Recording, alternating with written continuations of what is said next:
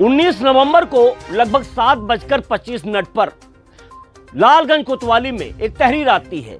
उसमें बताया जाता है उसके साथ 65 लाख की लूट हुई है। जी हां, लालगंज के सर्राफा व्यवसायी अनंत राम, जिनके साथ 65 लाख की लूट हुई थी, जिसमें 65 लाख का सोना लेकर चोर फरार हो गए। जी हां, ये पूरी घटना कैसे हुई?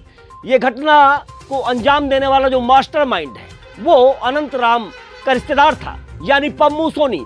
पम्मू सोनी मामा का लड़का था जिसने पूरी घटना को अंजाम देने की साजिश रची। उसके बाद बीती रात रायबरेली की पुलिस ने लगातार 7 दिनों की कड़ी मशक्कत के बाद आखिरकार तब सफलता पाई जब लालगंज से जितने भी आरोपी थे लूट में, वो फरार होने की फिराक में थे। जैसे मुखबिर की सूचना मिलती है वैसे ही पुलिस चारों तरफ से घेरेबंदी करती है। वहीं पर सातनपुर के पास ओवरब्रिज के नीचे जब पुलिस उन्हें गिरफ्तार करने की कोशिश करती है तो उधर से जवाबी फायरिंग शुरू हो जाती है। जी हाँ, तब पुलिस भी फायरिंग करती है, जिसमें तस्वीरें आप देख पा रहे हैं। ये इमरान है जो कि चमनगंज के रहने वाला बताया जा रहा है, कानपुर का। इसके ऊपर 15 मुकदमे और दर्ज हैं। ये हिस्ट्री सीटर बताया जाता है।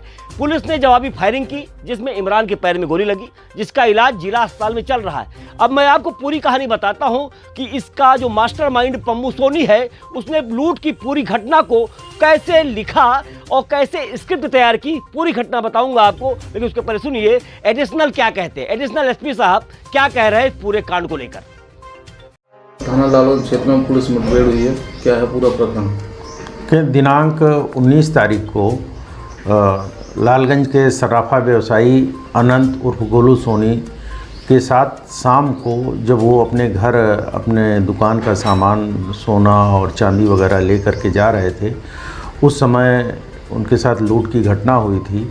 और लूट में उनका सोने वाला बैग लुटेरे ले करके चले गए थे। इसमें एक लोकल व्यापारी जो पम्मू सोनी है वो इन्वॉल्व था, जो वादी का सगे मामा का लड़का है। और इसके अलावा कानपुर के 3 लुटेरे थे जिनका नाम है रिजवान उर्फ मोनू लंगड़ा, इमरान और दिलशाद। ये तीनों साथी लुटेरे हैं और पहले भी इनकी क्रिमिनल हिस्ट्री रही है। और इनकी जब हम लोगों ने तलाश की तो बीती रात पम्मू सोनी को वहाँ लालगंज शहर मोड़ के पास से गिरफ्तार किया गया। और उसने जब इन लोगों की डिटेल बताई तो हमारी टीमें लगी थी। मुखबिर से ये सूचना मिली कि इमरान और उसके 2 अन्य साथी रिजवान और दिलशाद ये रात में जहाँ लालगंज में रहते हैं वहाँ से भागने की फिराक में हैं। इस सूचना पर हमारी टीम लगी और इनकी घेराबंदी की। लालगंज के बाहर कानपुर जाने वाले मार्ग पर सातनपुर मोड़ पर एक बाइक अपाचे के साथ ये देखे गए।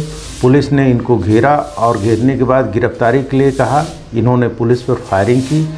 बदले में और बचाव में पुलिस ने इन पर फायरिंग की, जिसमें इमरान जो चमनगंज का कुख्यात हिस्ट्री सीटर है और इस पर 15 अभियोग पंजीकृत हैं, उसके पैर में गोली लगी।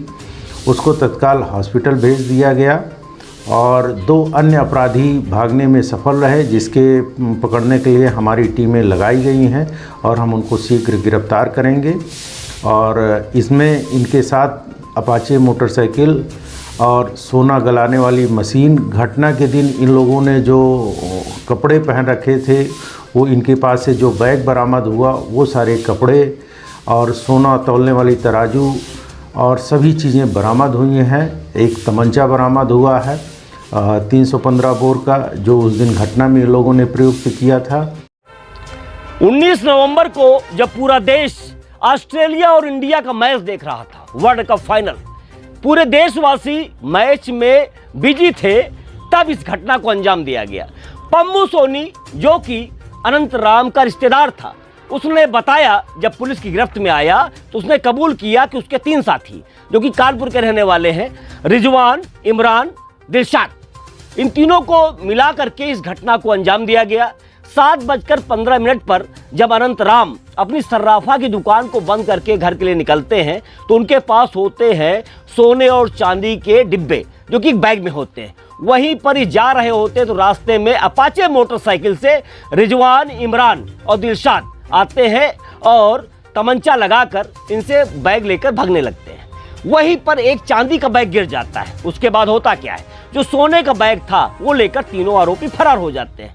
लगातार 19 तारीख से आज 25 तारीख है, लगातार ये घटना रायबरेली पुलिस के लिए सरदर्द बनी थी और पूरे प्रदेश के लिए भी इस घटना को कहीं न कहीं बहुत बड़ा माना जा रहा था। 65 लाख की लूट थी ये, जिसमें 3 लोग शामिल थे और अनंत राम जो सर्राफा व्यवसायी है, उनका जो रिश्तेदार है पम्मू सोनी, वो मास्टरमाइंड निकला है। जब पुलिस ने उसको गिरफ्तार किया और पूछताछ की तो पूरी घटना का खुलासा हुआ। लेकिन कल तीनों आरोपी इमरान, रिजवान लंगड़ा और दिलशाद भागने की फिराक में थे। वैसे ही मुखबिर की सूचना पर पुलिस ने घेराबंदी की, लेकिन रिजवान और दिलशाद भागने में कामयाब हो गए।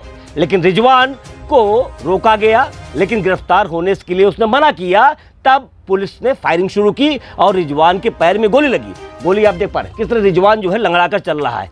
ये घटना सरदर्द बनी थी रायबरेली पुलिस के लिए, लेकिन आज इस घटना में जो 4 आरोपी थे, 2 को पुलिस ने गिरफ्तार कर लिया है, 2 वहीं मौके से फरार हो गए हैं। लेकिन जल्दी दोनों पकड़ जाएंगे, ऐसा कहना है एडिशनल साहब का। जय हिंद।